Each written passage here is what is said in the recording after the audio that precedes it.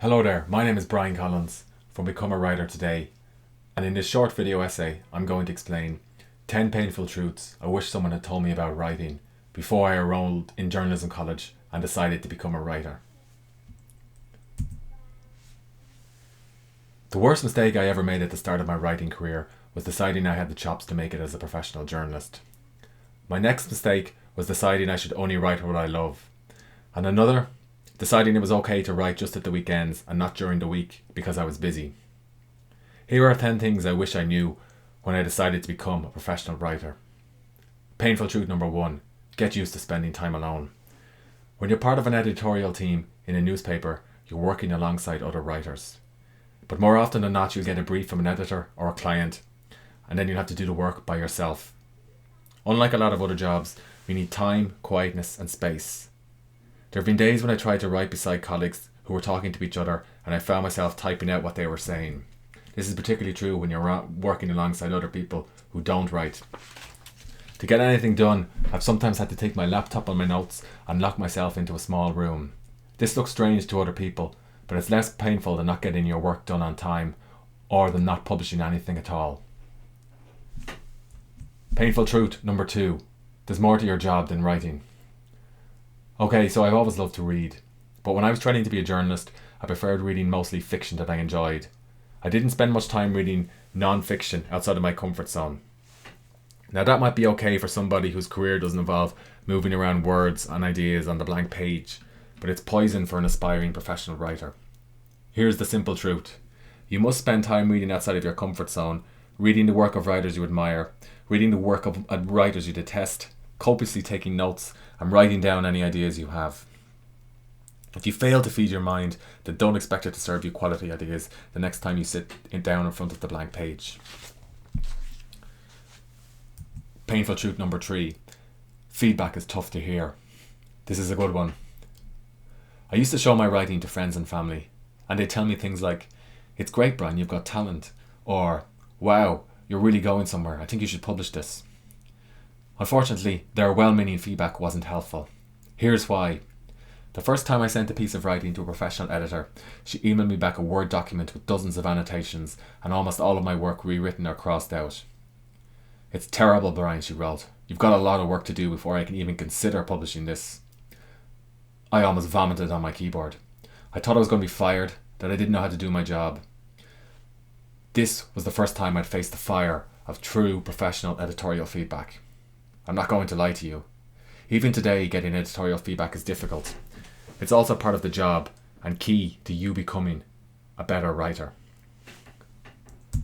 Painful truth number 4. The day is yours to waste or spend. Here's my dirty secret. I like to put things off, procrastinate, and to say it'll keep till later. Does any of that sound familiar? I've often woken up, checked emails, made phone calls, had meetings, and done everything else but write 1,000 words. The day goes on, and if I'm lucky, I have an hour and just enough creative energy left to write. But more often than not, when I put writing last, it's unlikely to happen at all. It took me years to realise writing is the most important thing I need to do almost every day, apart from looking after my family, and it's my job to put writing first.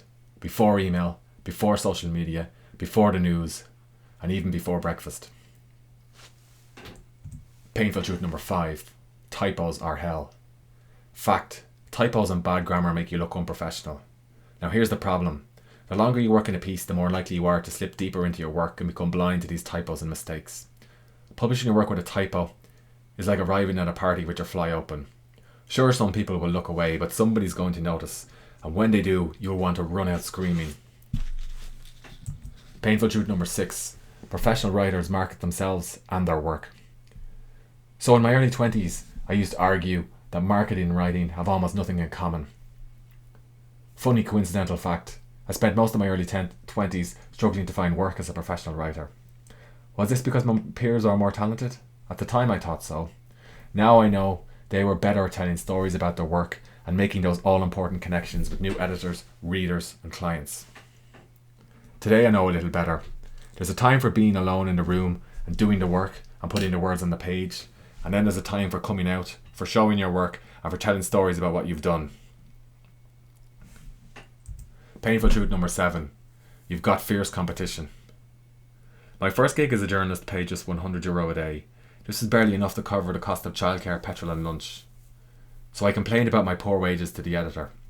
He said, "Brian, there are dozens of CVs on my desk from journalism graduates just like you."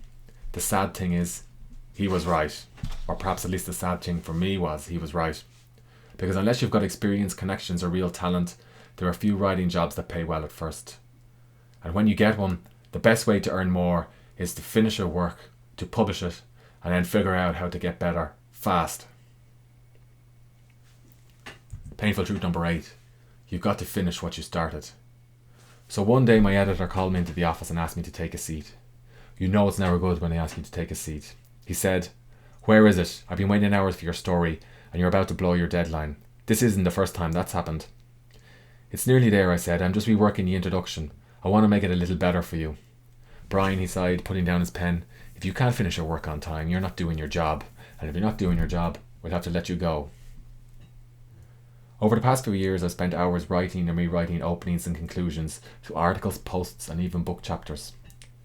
I've learnt there's a time for polishing your work, but newsflash, it's never going to be perfect. If you want to make it as a writer, you've got to finish what you started, and you've got to do it on time. If you don't, you're denying yourself the chance to learn from your work, from your readers, and from your editors, and you'll never move on to the next big project. Painful truth number 9. You're going to fail. A lot. Here's a short list of things I failed at as a writer. I failed to build a career as a news journalist.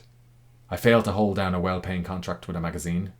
I failed to turn a well-paying freelance job into a more profitable, permanent job. And I failed to publish a book before I was 30. That was a lifelong dream. Failure, it's hell. Writing is a personal thing, and it's not something you can fake or dial in. If you're going to commit to it, then you've got to learn from your failures and figure out how to fall forwards. Painful truth number 10.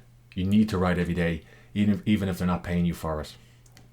For several years in my early 20s, after I failed as a journalist, but before I started making a living from writing, I worked in a career that had nothing to do with words. I struggled to find some time outside of work to write every day. I told myself I would keep till tomorrow and that I could write at the weekend. I even tried looking at myself in the mirror and telling myself things like, "Don't be lazy, just work harder." When I finally had the guts to sit down in front of the blank page and do my work, I could barely remember where I left off or what I wanted to say. It had taken me so long to get the words going again, it was as if I was starting from scratch. Let's fall forwards together. In my early 20s, I was just an amateur trying to figure out my way around the blank page, and I still am. Sometimes I make mistakes. Just last year, I spent 2 months rewriting a book when I should have been concentrating on publishing my new book. But that's okay. I still fall, but I read as much as I can about writing, creativity, and productivity. I use what I discovered to fall forwards instead of falling down. In the next couple of days, I'm going to show you the common mistakes many writers make while trying to create a killer writing routine that sticks. I'll also give you a new formula for writing every day without having to listen to superficial advice like "don't be lazy." Soon you too can start publishing your work once a week or even finish that book.